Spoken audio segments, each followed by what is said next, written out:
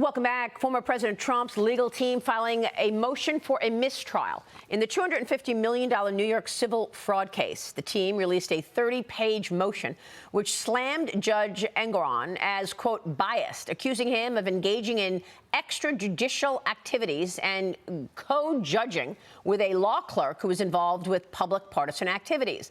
This motion reads, quote, there can be no doubt of the public perception of bias in this case. Only the grant of a mistrial can salvage what is left of the rule of law. Joining me right now is legal spokeswoman for Donald Trump, Alina Habba. Alina, thanks very much for being here today. Thank you for having me. And we spoke on Sunday, and you said, yes, we are going to file for a mistrial, and you've done just that. That's right. I know you have a gag order. The president has a gag order, so you can't say much about this. But what can you tell us of what's behind this mistrial motion? Well, I can speak to the court. I can speak to the rules that need to be followed that have been broken.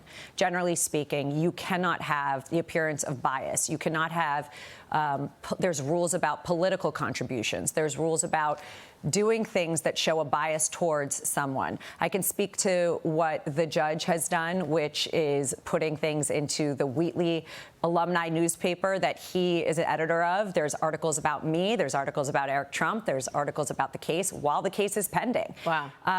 There are things you're just not allowed to do because the American public has to believe that when they go to court, they're going to get a fair trial no matter what their personal beliefs are. Obviously, I have my personal beliefs. Yeah. But if I were a judge, I'm not allowed to bring those in. You're supposed to look at law to fact. And there's a lot of evidence there, some of which I can't speak about, some of which I can, but I encourage everybody to read the papers. In fact, in the papers, there's a video of the clerk talking about Letitia James, chanting in terms of, you know, Trump is going to go down. What specifically is she chanting? So that's the one part of my gag order that I obviously cannot speak to. I think, let me just speak about the gag order for a minute. The fact that I can't speak about it is so crazy in and of itself. I'm an attorney, I'm an advocate, and I'm a spokeswoman. So the president's attorney and spokeswoman cannot speak about things that I see that are inappropriate because I've been gagged.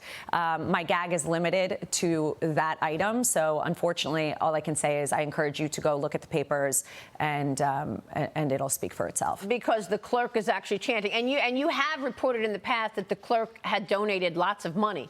Yeah, that's been reported. To Democrats. That's been reported. Yeah. Alina, let me get your take on what Hunter Biden is saying now, because Hunter Biden's lawyer is calling for a federal judge to subpoena former President Trump. Sure. Hunter Biden says he wants a subpoena of Trump for testimony in his criminal gun case. In a letter to the judge, attorney Abby Lowell writes this: Mr. Trump has made a plethora of concerning public statements calling for an investigation or possible prosecution of Mr. Biden, both while in office and since leaving. Mm-hmm.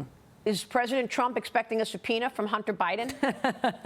You know, if they're going to put my client on the stand, and I have heard this, if they're going to put my client on the stand to discuss Hunter Biden, go ahead. Go ahead. You know, obviously, it's ridiculous. They're trying to intimidate and trying to say, if you're going to attack our kid, we're going to put you on the stand for what? Saying things that we've seen pictures of, checks that have come from the CCP, drugs, videos, hookers. I mean, I'm not really sure what their angle is there, but I would advise him to get new counsel. Well, at this point, you've got a laptop, which basically lays it all out. The laptop from hell. Yeah, the laptop from hell. What's the timing on this mistrial motion? When are you going to hear back? What have you heard about it so far? Sure. Today, the judge is going to let us know. Actually, the AG's office is going to let us know whether they plan to put in any papers. It's really not so much about the attorney general as it is about the court and the members of the court. So I'm not sure whether they will. If they do, it will be briefed, and then we'll argue it. The problem with a mistrial, like everything else, the problem with any of these recusal motions in any court is that the judge themselves has to decide it. And the likelihood of that is slim. But I have to say that you have a responsibility to monitor your people. You have a responsibility to make sure everybody is ethical, acts ethically, and is actually giving the defendants a fair shot. And we have not had that here. Well, it's incredible because you could see Letitia James over there in front of the podium on the microphone all the time, and yet you can't hear anything about it from Trump because he's got a gag order. Yeah, exactly. Which, by the way, Jonathan Turley has called unconstitutional. It is unconstitutional. Yeah. Let me get your take on this. UFC CEO Dana White says one of his top advertisers once pressured him to take down a pro-Trump post while explaining how he responded. Watch this. I posted a video for Trump right, on my personal social media. And one of our big sponsors called and said, take that down. You know what I said? Go yourself. Yeah. You vote for whoever you want to vote for, and I'll vote for whoever I want to vote for. That's how this works. I don't even care who you're voting for. Wow. Have you had any clients or legal partners tell you, not to defend Trump? Of course. Of course. So you're getting pressure as well. Oh, pressure. I mean, death threats, pressure, the list goes on and on. Listen, I think that's when you know you're doing something right. And as Americans, it doesn't matter to me whether you're a Republican or a Democrat. It truly doesn't. I miss the days where we used to be able to sit across the table and have a conversation and respect other people's opinions. And I think that's what Dana is saying. This is how it works. You get to vote for who you want. I get to vote for who I want. There's no election interference. There's no stolen elections. There's none of that. And when we get this country back to that, I think we'll all be in a lot better place. Well, look, we've talked a lot about the potential of bias here, and that's behind your motion for a mistrial. Let's talk about the specific charges against President Trump. What is his response to these charges? They are trying to claim that he, his family, his company were committing some sort of fraud by giving a compilation, which anybody who knows anything about accounting, a compilation is something any real estate developer puts together that says, hey, this is what I think my assets are. It's not audited, but we do actually, and he did do this and he didn't need to, had an accounting firm who was with him for almost 30 years, the same people who had full access to the company come in and put it together. But now they're trying to find, it's a fishing expedition, honestly. They're trying to find some liability, some fraud.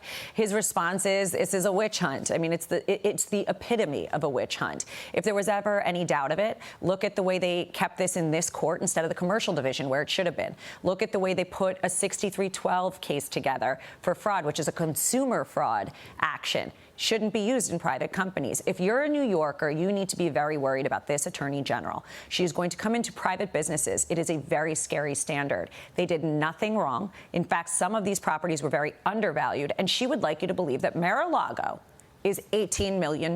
If that's the case, Maria, you and I should go in and find somebody to buy it because we'll flip it in about 5 seconds for, 20 times that price.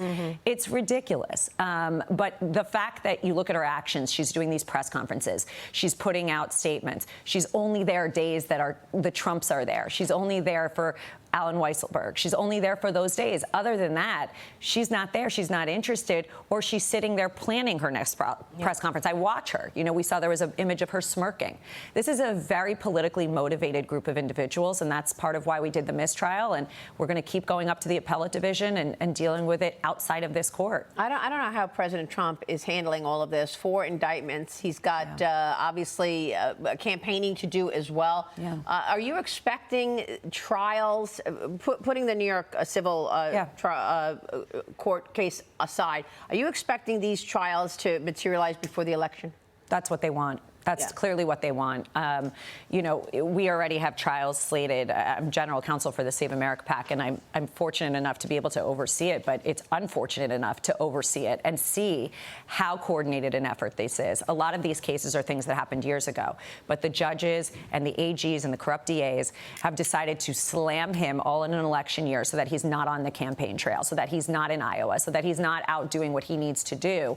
And yet there he is at these rallies. There he is at these rallies. And look at the polls. They speak for themselves. I think that it's making him, frankly, relatable. Nobody wants to be wrongly prosecuted and persecuted. Alina, thank you. We'll keep checking back with you on all of this. Thanks for Maria. being here. Thank Alina you. Habba joining us.